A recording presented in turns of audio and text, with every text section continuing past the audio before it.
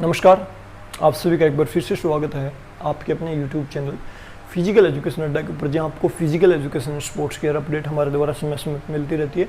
उसी कड़ी में जिस कड़ी में हमारा ये टॉपिक्स चल रहे हैं, उसी कड़ी में नेक्स्ट वीडियो भी लेके आ गया हूँ।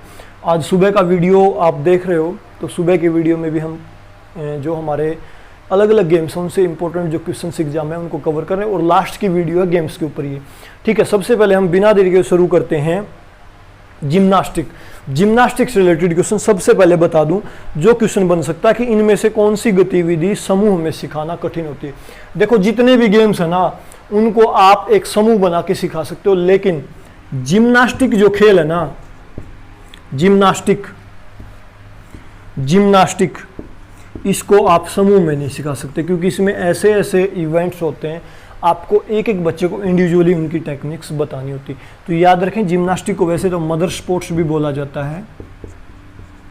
मदर स्पोर्ट्स, सभी खेलों की जननी इसको बोला जाता है।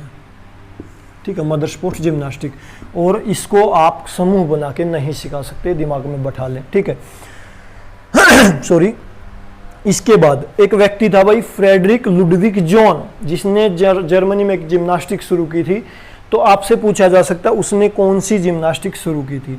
तो उसने पैट्रियोटिक जिम्नास्टिक वहाँ पे शुरू की थी। पैट्रियोटिक हिंदी में बताऊँ तो देशभक्ति की जो जिम्नास्टिक थी वो उसने शुरू की थी जर्मनी के अंदर। जर्मन था भाई ये। कौन? Frederick Ludwig John. बहुत बार एग्जाम में पूछा जा चुका है, बार बार ये क्वेश्चन एग्जाम में आ रहा है। इसके बाद जिम्नास्टिक का जो खेल होता है वो फर्श के ऊपर स्किल करवानी होती है। अलग अलग इवेंट्स होते हैं जिसके ऊपर अलग अलग आपको स्किल करनी होती है। तो कई बार जो फर्श होता है जिसके ऊपर फिजिकल एक्टिविटीज करनी होती है जिम्नास्टिक, उसका माप पूछ लिया जाता है। तो उसका माप होता है 12 बाई 12 मीटर भाई, 12 बाई 12 मीटर। याद रखें, एग्जाम ओरिएंटेड है। 12 बाई 12 मीटर उसका माप होता है जिस फर्श के ऊपर जिम्नास्टिक की फिजिकल एक्टिविटीज होती हैं। इसके बाद जो जिम्नास्टिक में रनवे होता है उसका माप कई बार पूछ लिया जाता है, तो वो होता है 25 मीटर। जो जिम्नास्टिक का रनवे होता है उसका माप कितना होता है? 25 मीटर। याद रखें, एग्जाम ओरिएंटेड। इसके बाद महिला वर्ग के इवेंट्स मैंने डिटेल में जब जिम्नास्टिक को बताया आपको, उसमें मैंने पुरुष और महिलाओं का बता दिया था कि किस वर्ग के कौन से इवेंट्स होते हैं। महिला और पुरुष में कुछ एक इवेंट कॉमन होते हैं और कुछ एक महिला वर्ग में उन इवेंट्स को शामिल नहीं किया जाता जो उनके लिए मुश्किल भरे होते हैं, या जो भी डिफरेंसेस जिसके हिसाब से उन्होंने डिवाइड किए हैं। तो मैं बता दूं महिला वर्ग के लिए कौन कौन से होते हैं। एक तो फ्लोर एक्सरसाइज होता है भाई, अभी आगे आया हुआ तो बता रहा हूँ, मैं पुरुष के नहीं बता पाऊंगा भाई। फ्लोर एक्सरसाइज, ठीक है। दूसरा जो आपका हो सकता है वोल्टिंग बॉक्स या वोल्टिंग हॉर्स, वोल्टिंग बॉक्स, ठीक है।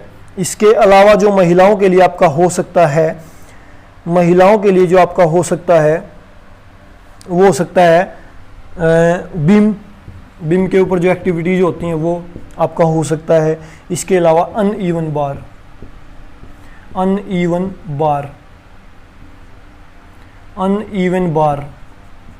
ठीक है। अनइवन बार देख लेना भाई, जो भी है अनइवन बार। फ्लोर एक्सरसाइज हो गया, वोल्टिंग हॉर्स हो गया, अनइवन बार हो गया, बीम होगी। ये 4 इवेंट होते हैं महिलाओं के लिए भाई, ठीक है। इसके अलावा पामल हॉर्स एक होता है भाई, पामल हॉर्स। ये एक तो याद रखें जिम्नास्टिक से जुड़ा है पैमल हॉर्स, और ये पुरुषों का इवेंट होता है भाई जिम्नास्टिक के अंदर, ठीक है। एग्जाम ओरिएंटेड बात है, बिल्कुल एग्जाम में आ सकती है, ठीक है। आई भी है। एक शब्द और है भाई, ट्रम्पोलिन।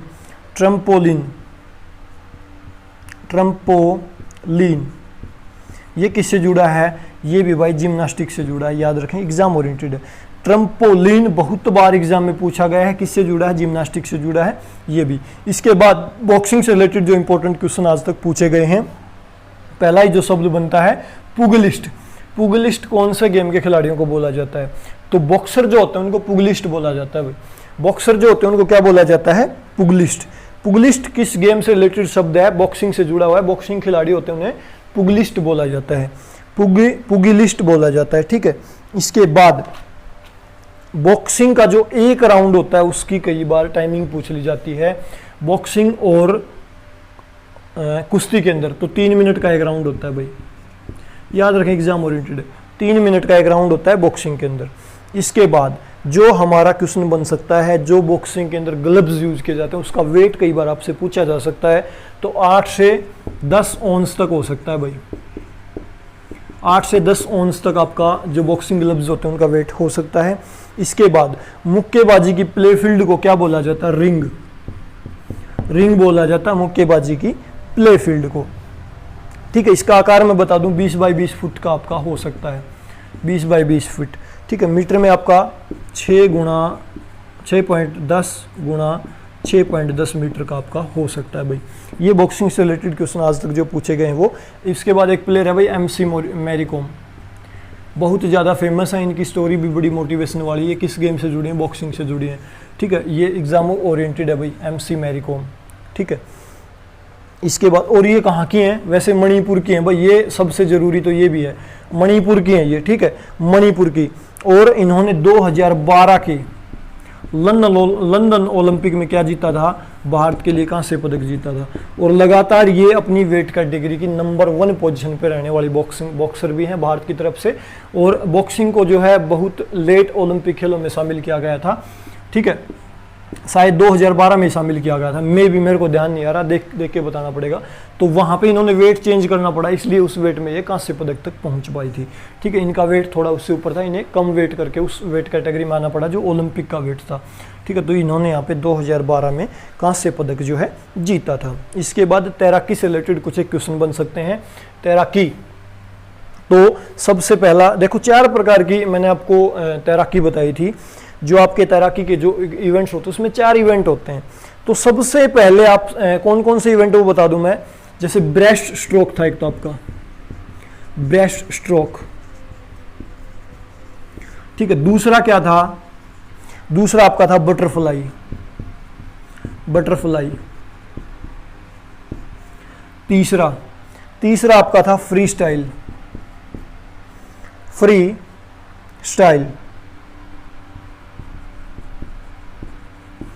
चौथा आपका क्या था? Back stroke. Back stroke. ये 4 टेक्निक बताई थी भाई तैरने की मैंने। अब आपसे पूछ लें इनमें से सबसे ज़्यादा स्पीड से जो इवेंट होता है स्पीड वाला वो कौन सा होता है? तो आप बता सकते हो फ्री स्टाइल। फ्री स्टाइल सबसे ज़्यादा स्पीड से होता है भाई, स्पीड वाला इवेंट होता है फ्री स्टाइल, समझ गए? स्पीड वाला। ठीक है, ये।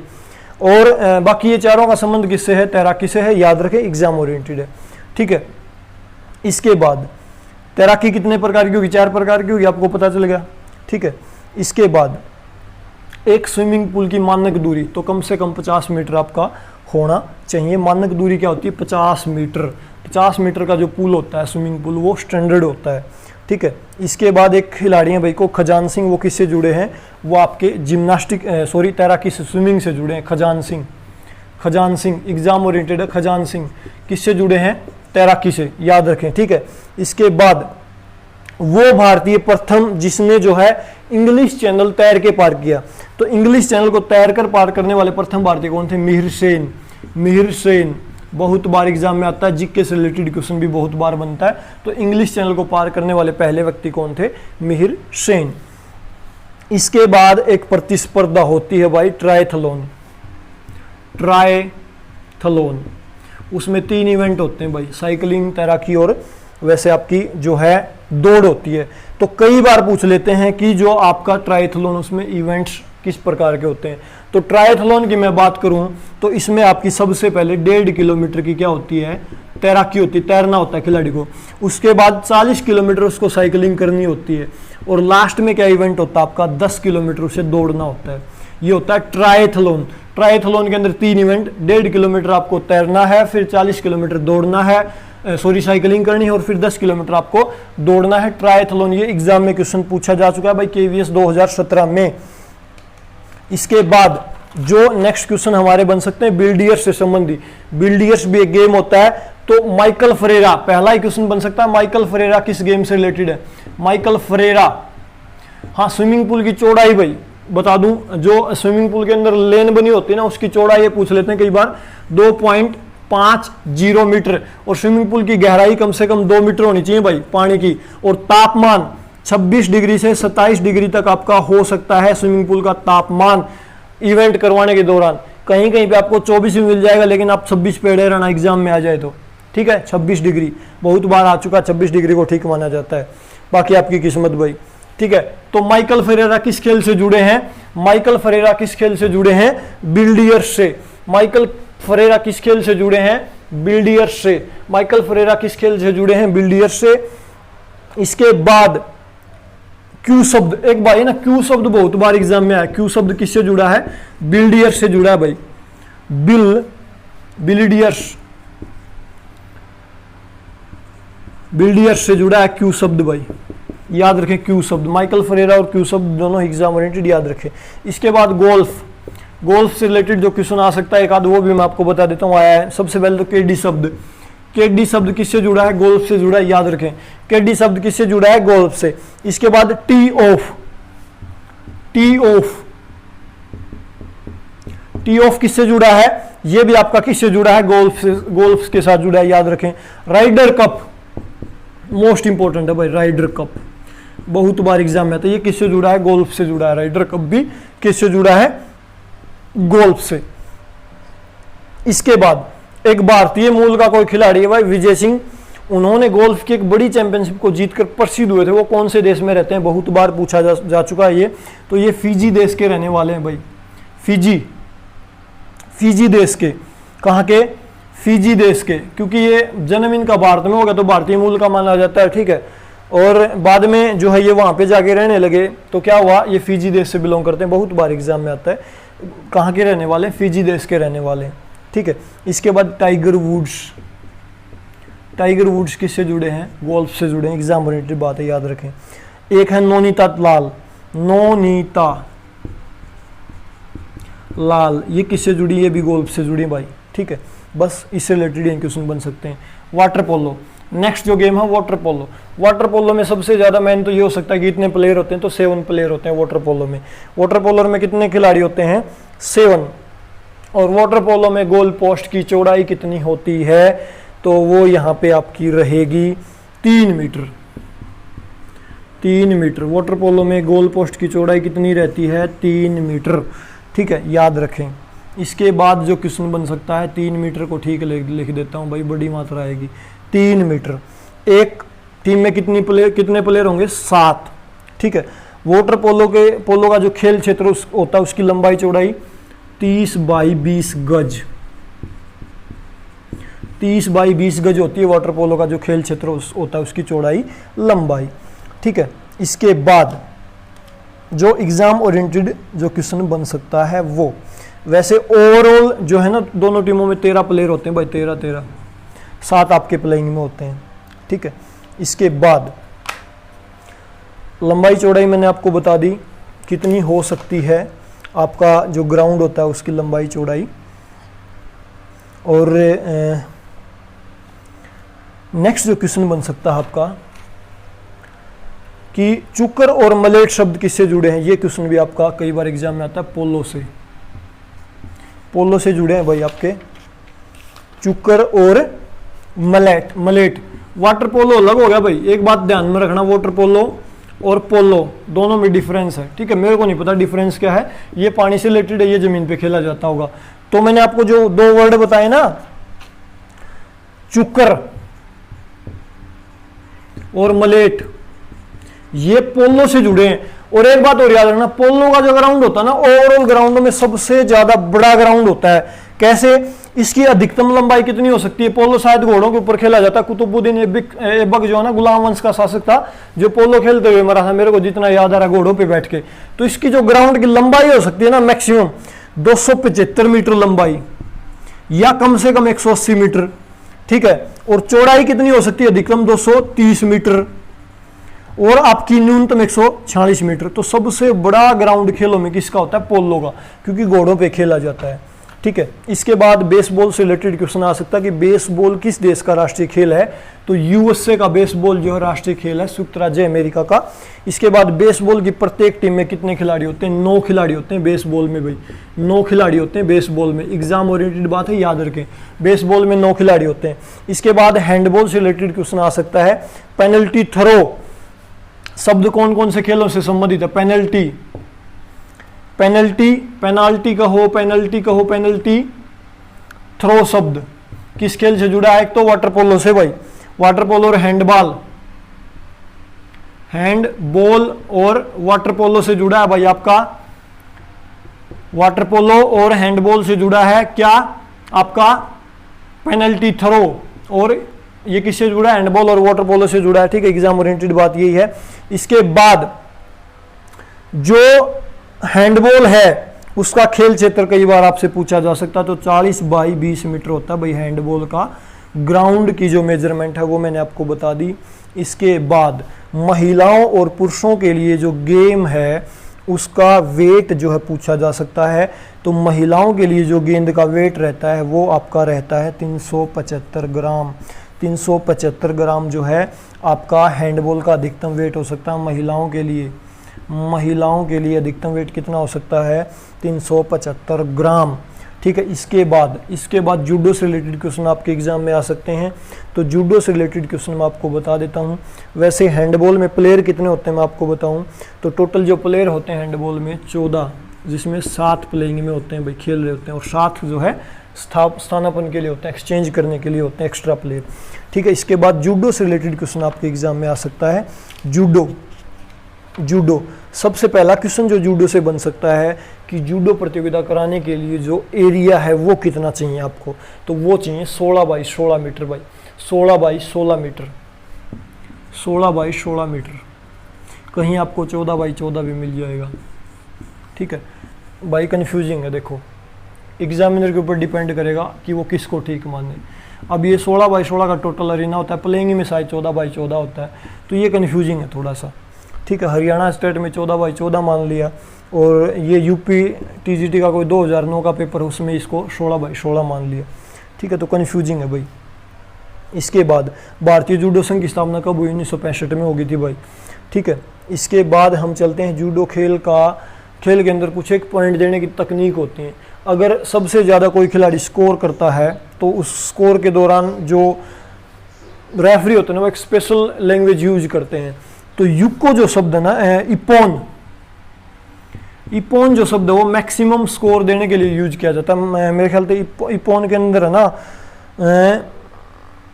इपोन के अंदर आपको जो है 10 अंक दिए जाते हैं। अगर रेफरी ने इपोन का इशारा कर दिया ना तो इपोन का मतलब है 10 अंक एक साथ देना। इसी प्रकार एक वर्ड है युक्को, उसमें आपको 5 अंक दिए जाएंगे। दूसरा एक वर्ड है वाजारी, इसमें आपको 7 नंबर दिए जाएंगे, ठीक है। और एक वर्ड है कोका, इसमें आपको 8 नंबर दिए जाएंगे, ठीक है। ये है जूडो से रिलेटेड क्वेश्चन जो बन सकते हैं। इसके बाद निशानेबाजी की बता दूं भाई।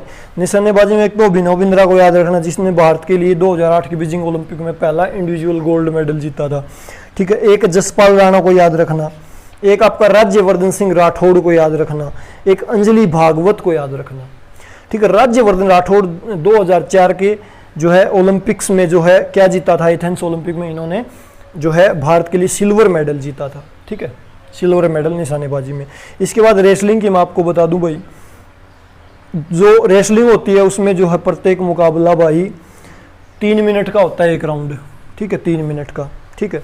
इसके बाद इससे रिलेटेड क्वेश्चन जो सुशील कुमार को याद रखना आप।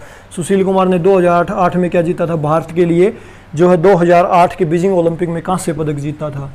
फिर 2012 के ओलंपिक में क्या जीता सुशील कुमार ने, यहाँ पे सिल्वर मेडल जीता था कुश्ती में, ठीक है। सुशील कुमार मोस्ट इंपॉर्टेंट है।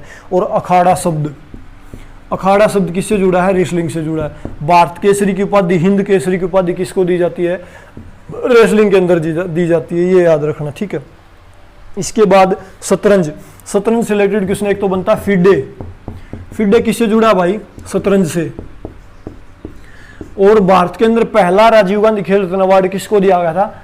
ये दिया गया था विश्वनाथ आनंद को, जो भारत के शतरंज के खिलाड़ी हैं। फिडे इसकी अंतरराष्ट्रीय संस्था, इसकी फुल फॉर्म मैं आपको बताऊं, फेडरेशन इंटरनेशनल डी एचीज ऐसा कुछ करके है भाई, ये ECHIES एचीज ऐसा कुछ करके है। फिडे ई का मतलब फेडरेशन इंटरनेशनल डी एचीज ऐसा कुछ करके, मेरे को नहीं पता इस वर्ड का क्या मतलब है। तो फिडे को याद रखें, शतरंज से जुड़ा, मोस्ट इंपॉर्टेंट है, ठीक है। नायडू ट्रॉफी किस खेल से जुड़ी है? ये भी शतरंज से भाई।